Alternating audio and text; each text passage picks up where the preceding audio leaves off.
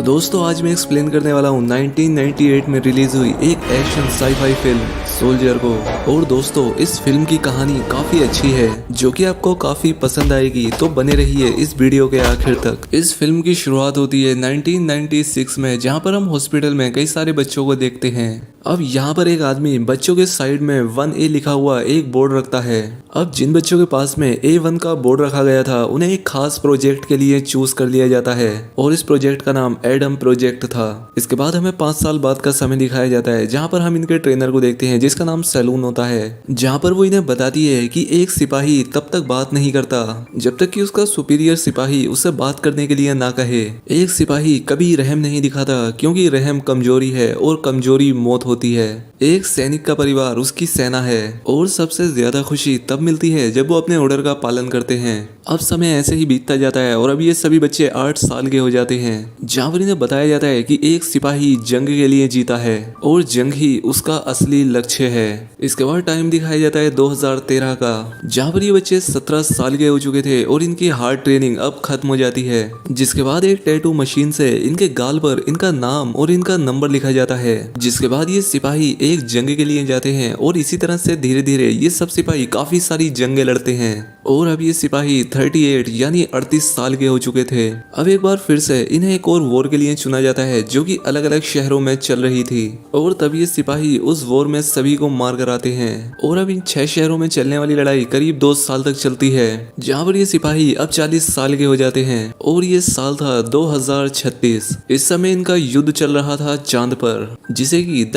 Battle of Argentina of moon भी कहा जाता है। इसमें टोड के साथी जो कि सामने वाले दुश्मन की वजह से घायल हो चुके थे और इसीलिए टोड सामने के दुश्मनों को मार देता है। इसके बाद हमें इनके कमांडर चर्च को दिखाया जाता है, जिससे मिलने के लिए कोलोनल मैक आया था। कोलोनल चर्च को बताता है कि तुम्हारी सेना मेरी सेना के सामने कुछ भी नहीं है, क्योंकि इनकी ट्रेनिंग तुम्हारे लोगों से ज्यादा बेहतर और हार्ड हुई है। यहाँ तक कि इनकी फिजिक भी तुम्हारे सोल्जर से कहीं ज्यादा अच्छी है। लेकिन चर्च उसे बताता है कि मेरे लोगों ने काफी खतरनाक जंगें लड़ी हैं, वहाँ का माहौल कैसा रहता है और किस सिचुएशन पर उन्हें क्या करना है ये उन्हें अच्छे से पता है। क्या तुम्हारी सेना ने कभी ऐसी चीजों को एक्सपीरियंस किया भी है या नहीं? जिस पर मैक कहता है तो फिर क्यों ना हम इन दोनों टीमों के बीच एक टेस्ट कर लें। जिसके बाद चर्च का एक सोल्जर और साथ ही मैक का एक सोल्जर, उन दोनों के बीच में एक मुकाबला होता है। सबसे पहले टोड को दूर तक भागने का आदेश दिया जाता है, वहीं केन को उसके 20 मिनट बाद भेजा जाता है। अब क्योंकि केन के भागने की स्पीड ज्यादा अच्छी होती है, इसलिए वो टोड से पहले भागकर वहां पर पहुंच जाता है। और इसके बाद इन्हें एक रस्सी पर चढ़ना था, लेकिन मुकाबले को और ज्यादा खतरनाक बनाने के लिए मैक और चर्च यहाँ पर 2 और सोल्जर्स को भेज देते हैं, जिनका टोड बड़ी ही अच्छी तरह से मुकाबला करता है और उन्हें हरा देता है। अब कहीं टोड केन से जीत न जाए, इसीलिए वो उसके हाथ पर काट लेता है। अब ये देखकर टोड को गुस्सा आ जाता है, इसीलिए वो अपनी उंगलियां उसकी आंखों में घुसा देता है और उसकी आंखें फोड़ देता है। अब हालांकि इस पूरे टेस्ट में टोड पास हो चुका था, लेकिन मैक जिसके ये सारे सोल्जर्स थे, जिसने कि उन पर काफी खर्चा किया था, उसने उन्हें काफी खर्चा करके पाला था, इसलिए वो गुस्से में आ चुका था। और वो केन से कहता है कि तुम्हें पता भी है कि तुम जैसे सोल्जर्स बनाने में कितना खर्चा लगता है, और अब तो तुम्हारी आंख भी फूट चुकी है, इसलिए तुम हमारे अब कोई काम के नहीं हो। यहाँ पर टोड की भी हालत काफी खराब थी, क्योंकि इतने सारे लोगों से फाइट करने के बाद उसकी भी जान निकलने वाली थी। लेकिन इस वक्त भी वो जिंदा होता है। वहां पर खड़े कमांडर को लगता है कि शायद टोड मारा गया होगा और इसीलिए उसकी डेड बॉडी को फेंकने के लिए P-376 वेस्ट डिस्पोजल शिप के अंदर उसे डाल दिया जाता है। जिसके बाद उन सभी बॉडीज को आर्केडिया प्लैनेट्स पर फेंक दिया जाता है। जिसके थोड़ी देर बाद टोड को होश आता है और वो देखता है कि वहां पर थोड़े और लोग अभी भी जिंदा हैं। तभी वहां पर एक जोरदार तूफान आता है, जिसकी वजह से टोड नीचे गिर जाता है। जहां पर हम देखते हैं कि उस प्लेनेट पर तो एक पूरी दुनिया बसी थी। इस टाइमलाइन के लोग जहां पर कचरा फेंक देते थे, वहां पर तो इस वक्त काफी सारे लोग रहते थे। अब क्योंकि टोड का शरीर काफी अच्छा था और वहां पर रहने वाले लोग काफी दुबले पतले थे, वो हाइट में भी काफी कम थे। वो टोड को देखकर घबरा जाते हैं, जिस पर उनकी लीडर हॉकिंस कहती है कि डरो मत, वो सिर्फ अकेला है, इसलिए वो हमारा कुछ नहीं बिगाड़ सकता। हॉकिंस का मानना था कि ये जरूर कोई सोल्जर होगा और ये अपना रास्ता भटक गया होगा, जिस वजह से ये यहाँ पर आ गया है। लेकिन चलो कोई नहीं, अब ये हम में से ही एक है। जिसके बाद ये सभी लोग मिलकर खाना खाने लगते हैं। तभी वहां पर एक आदमी आकर टोड से पूछने लगता है कि क्या तुम कोई भगोड़े तो नहीं हो, क्योंकि यहाँ पर कोई भी सोल्जर बेवजह नहीं आता और तुम्हारे चेहरे का ये टैटू बता रहा है कि तुम एक सोल्जर ही हो। आखिर तुम अपनी टीम के साथ क्यों नहीं हो, तुम यहाँ पर क्या कर रहे हो? जिस पर टोड कहता है कि मुझे रिप्लेस किया गया एक बेहतरीन सिपाही के साथ। खैर अब इसके बाद टोड की मुलाकात वहीं पर रहने वाली सेंट्रा नाम की एक लड़की से होती है, जो कि उसे बताती है कि जब 12 साल पहले हम लोग धरती से चले थे तो उस वक्त हमें नहीं पता था कि हम लोग यहाँ पर गिर पड़ेंगे। जब हमारा प्लेन क्रैश हुआ था तो काफी सारे लोग मर गए थे और जब कुछ साल बाद यहाँ पर डंपर्स आकर कचरा गिराने लगे तो हमें पता लग गया कि हमारी मदद के लिए यहाँ कोई नहीं आएगा। तब हम लोगों ने फैसला किया कि हम सबको ही एक साथ मिलकर इस बेकार सी जगह पर रहना होगा। खैर इस जगह पर एक बात ये अच्छी थी कि इस बेकार जगह के लिए कोई भी लड़ाई नहीं करेगा, क्योंकि दूसरे प्लेनेट्स पर तो जगह और अच्छे घरों के लिए लड़ाई चलती रहती है और तुम्हें देखकर लगता है कि शायद तुम लड़ाई में अच्छे हो और ऐसा भी हो सकता है कि तुम्हें लड़ाई पसंद भी हो। खैर अब इसके बाद हमें मैक और चर्च को दिखाया जाता है, जहाँ पर ये लोग ये बातें कर रहे थे कि हमें अपनी टीम को आजमाना चाहिए। मैक ये बात जानता था कि उसके सोल्जर्स काफी ज्यादा ताकतवर हैं और वो उनकी ताकत को आजमाने के लिए उन सभी को आर्केडिया प्लेनेट पर भेजना चाहता था और ये देखना चाहता था कि आखिर उसकी टीम उस प्लेनेट पर रहने वाले कितने लोगों को मार सकती है। खैर अब इसके बाद दूसरी तरफ हम सेंड्रा को देखते हैं, जो कि टोड को खेती करना सिखा रही थी। तभी वहाँ पर एक सांप आ जाता है जिसे कि सेंड्रा वहीं पर मार देती है और टोड को बताती है कि जब भी तुम्हें कोई ऐसा सांप दिखे उसे तुरंत मार देना।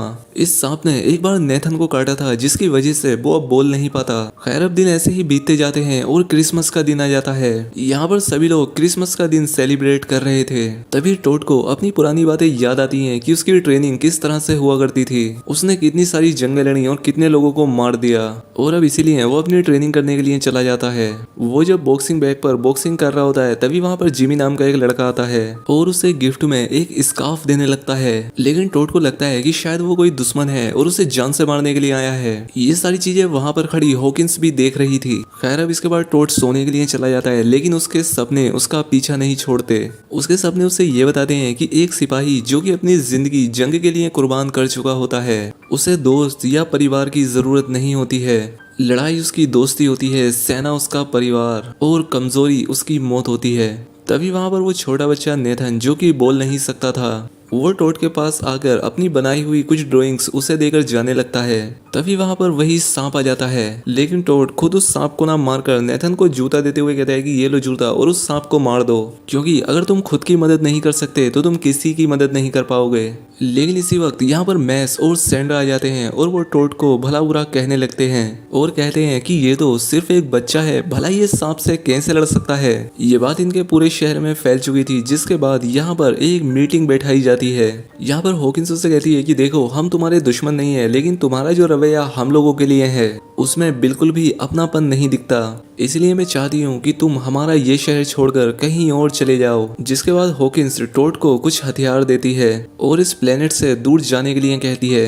अब इसके बाद हमें रात का सीन दिखाया जाता है, जहाँ पर कि सेंड्रा और मैस सो रहे थे। तभी वहाँ पर वो सांप आ जाता है, लेकिन इस बार नेथन उस सांप को देखकर उसे जूते से मार देता है और नेथन के ऐसा करने पर सेंड्रा और मैस को लगने लगता है कि उन्होंने जो टोड के साथ किया वो सही नहीं था, क्योंकि अगर आज हमारा बच्चा लड़ना नहीं सीख पाता तो हम दोनों की जान जा सकती थी। जिसके बाद मैस को अपनी गलती का एहसास होता है और वो टोड को ढूंढने के लिए निकलता है। फाइनली वो टोड को वहाँ पर ढूंढ तो लेता है, लेकिन तभी वहाँ पर एक डंपर आता है जिसके अंदर 2 बड़े बड़े टैंक्स थे और उन टैंक्स को लीड कर रही थी मैक की टीम। वो यहाँ पर लैंड होते ही यहाँ के लोगों को गोलियां मारने लगते हैं। जो कोई भी उनके सामने आ रहा था वो उसे मारते जा रहे थे।